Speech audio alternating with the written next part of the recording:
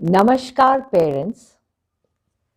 मैं आपके साथ कुछ एक्सपीरियंसेस शेयर करना चाहती हूँ जो हमारे बच्चे हैं, चिल्ड्रन विथ लर्निंग डिसेबिलिटी, जिन्हें हम इंटेलेक्चुअली डिसेबल्ड चिल्ड्रन कहते हैं, उनके एक्सपीरियंसेस मैं आपके साथ शेयर करना चाहती हूँ।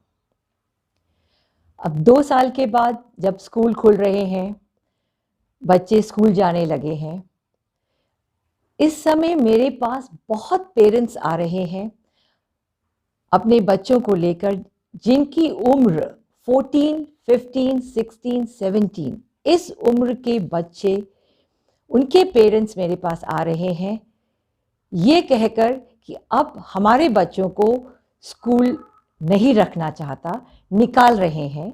हमें कहा जा रहा है कि आप अपने बच्चों को कहीं और डालिए।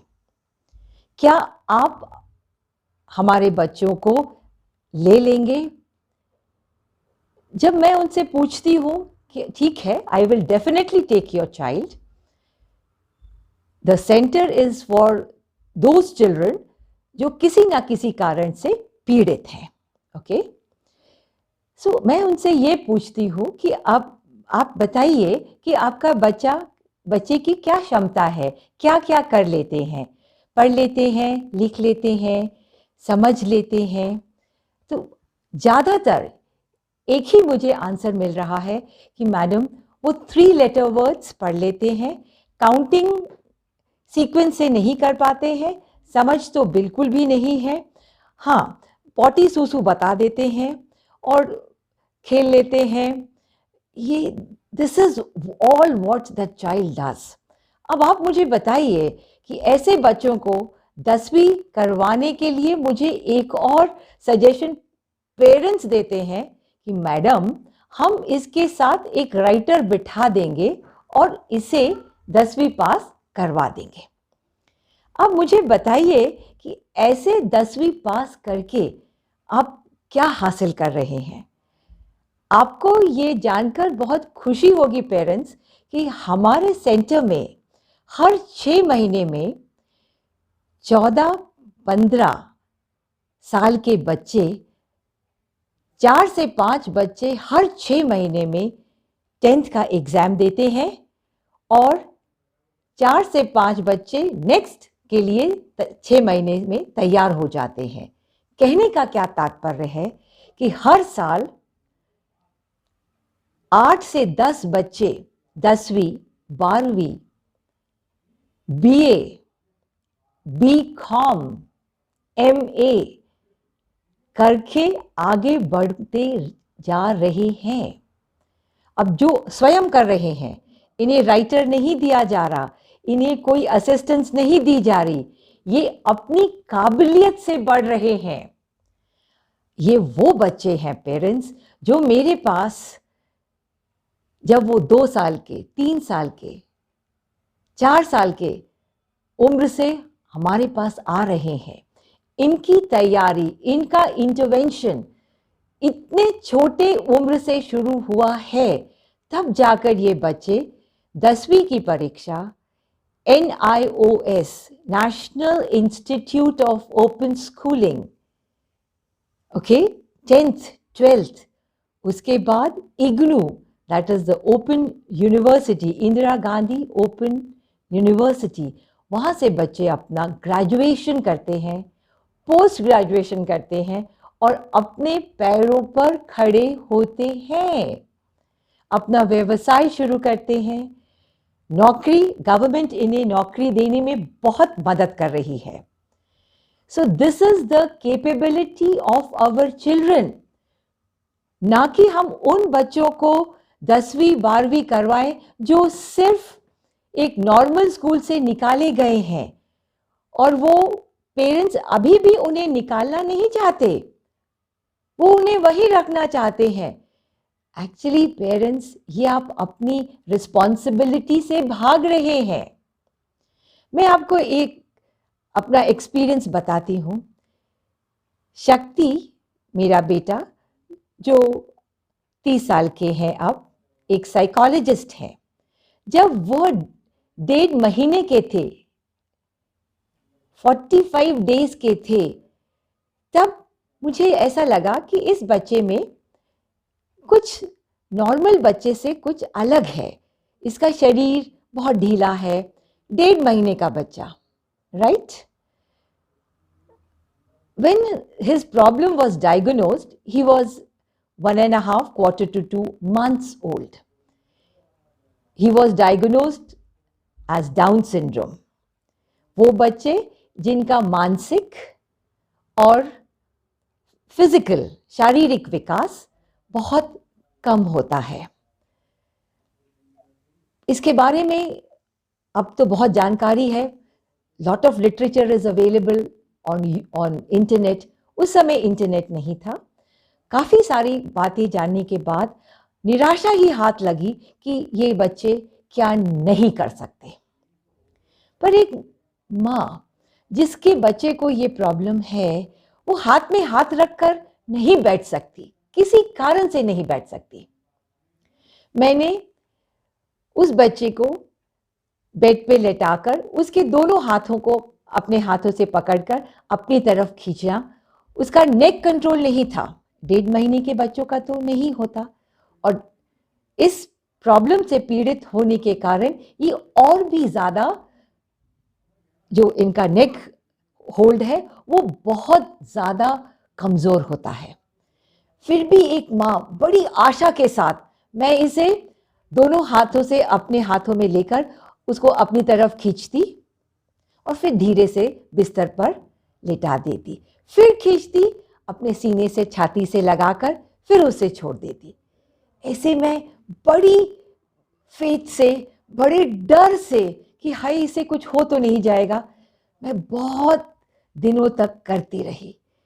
धीरे धीरे करते करते मुझे उसकी थोड़ी थोड़ी इंच बाय इंच इम्प्रूवमेंट दिखने लगी।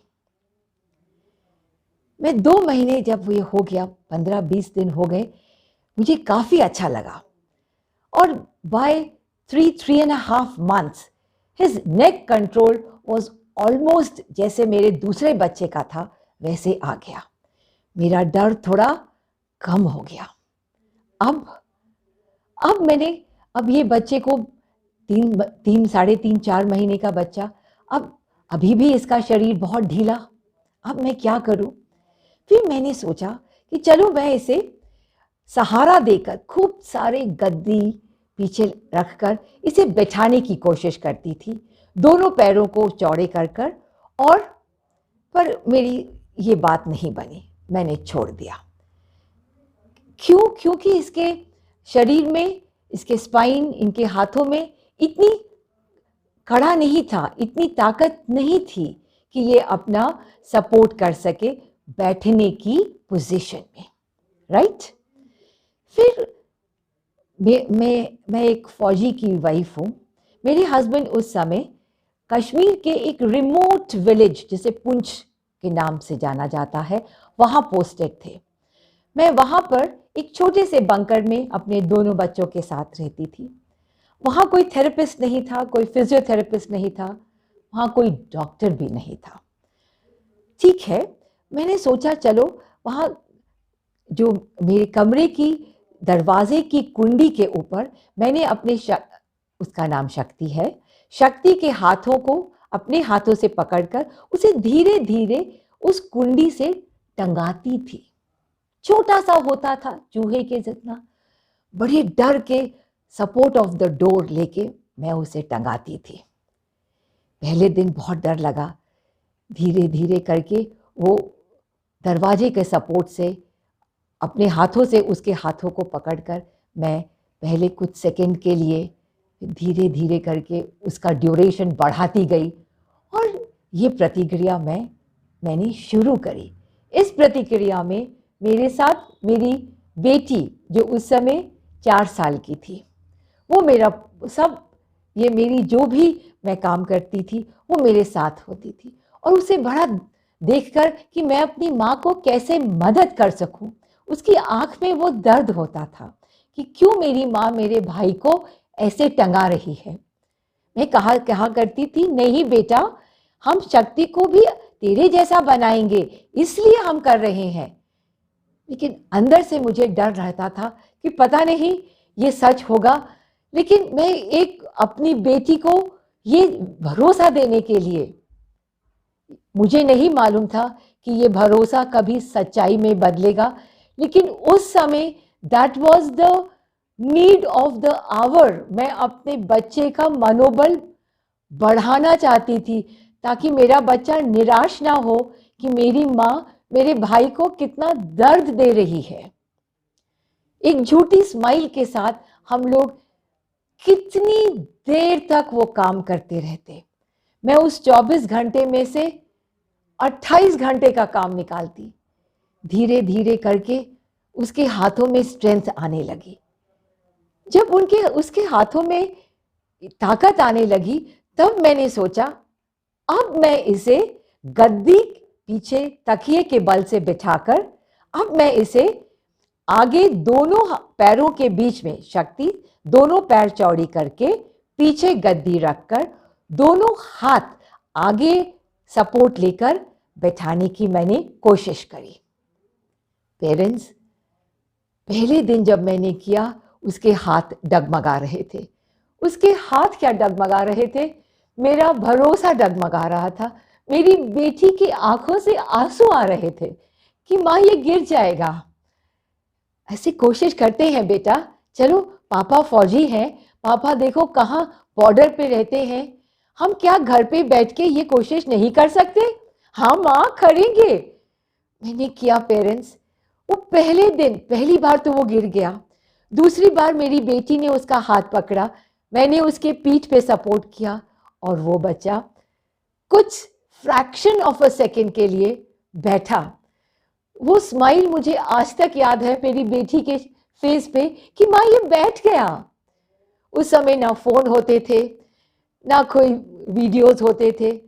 इसके फादर जब 11-12 दिन के बाद पोस्ट से नीचे आए तो सबसे पहले बताया कि बाबा आज अपा शक्ति अपने हाथों अपने आप बैठ गया, मैं आपको दिखाती हूँ, आओ माँ। ऐसे एक ड्रामा था, हम एक एग्जीबिशन दिखाना चाहते थे वो बच्चे अपने बाबा को कि देखो बाबा शक्ति बैठ गया। ये सब करते करते पेरेंट्स हमें 5.5 महीने हो गए और हम पोस्ट से पुंछ से हम दिल्ली हम आ गए। जब दिल्ली में मैं वापस आई पेरेंट्स, मैं अपने डॉक्टर के पास बड़ी खुशी खुशी गई अपनी अचीवमेंट्स बताने के लिए। मेरी डॉटर भी मेरे साथ गई, मेरे हस्बैंड भी गए और मैंने उनको बोला डॉक्टर शक्ति इसका नेक कंट्रोल 3.5 महीने में नेक कंट्रोल हो गया, ये अभी अपने हाथों से टंग जाता है, अपने सपोर्ट से बैठ जाता है, पैराशूट फंक्शन जिसे हम कहते हैं। I was so happy. मुझे लगा मेरा डॉक्टर मुझे थपथपा कर बोलेगी वाह मिसेस मेहता एक्सीलेंट।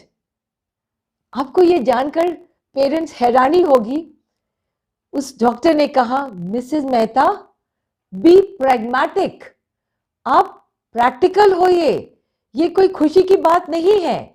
ठीक है, इसने 3-4 चीजें कर ली, आप बहुत खुश मत हो, आप स्प्रिंग के जैसे नीचे गिरोगी, इससे ज्यादा इस बच्ची की क्षमता नहीं है। पेरेंट्स, ये सुनकर मेरे पैरों के नीचे की जमीन खिसक गई। मेरा मनोबल जो दिन प्रतिदिन एक एक कड़ी पर कड़ी बढ़ता था वो खत्म हो गया। वो खत्म तो क्या हो गया, इट बिकेम नेगेटिव। लेकिन पेरेंट्स, आज जब मैं उस बच्चे को देखती हूँ 2 व्हीलर चलाते हैं, मेरे को पीछे बैठाकर प्राउडली बैठ माँ पीछे, मैं उसके कंधे पे हाथ रखकर बिना डरे, मैं उसके पिता के पीछे बैठती हूँ तो डर लगता है, लेकिन मैं अपने बेटे के पीछे स्कूटर में बैठती हूँ बड़ी निश्चिंती से, माँ मुझे पकड़ ले। और दैट इज हाउ एक रिजॉल्व, वो माँ का रिजॉल्व था जो उसने नहीं छोड़ा। उस डॉक्टर ने, उस स्पेशलिस्ट ने उसे कहीं का नहीं छोड़ा। उसका मनोबल गिराने के लिए वो किस हद तक चला गया उसने नहीं सोचा। वो राइट फॉर अ डॉक्टर, मैं एक पेशेंट हूं, वो उसके लिए उसे इमोशनली कनेक्ट होने की ज़रूरत नहीं है। लेकिन पेरेंट, मैंने उस डॉक्टर की बात नहीं मानी, मैं घर आई, अपने हस्बैंड के कंधे पे रख के खूब रोई, बेटी के सामने नहीं रोई, क्योंकि मैं ये करके मैं अपनी बेटी का मनोबल कम नहीं करना चाहती थी।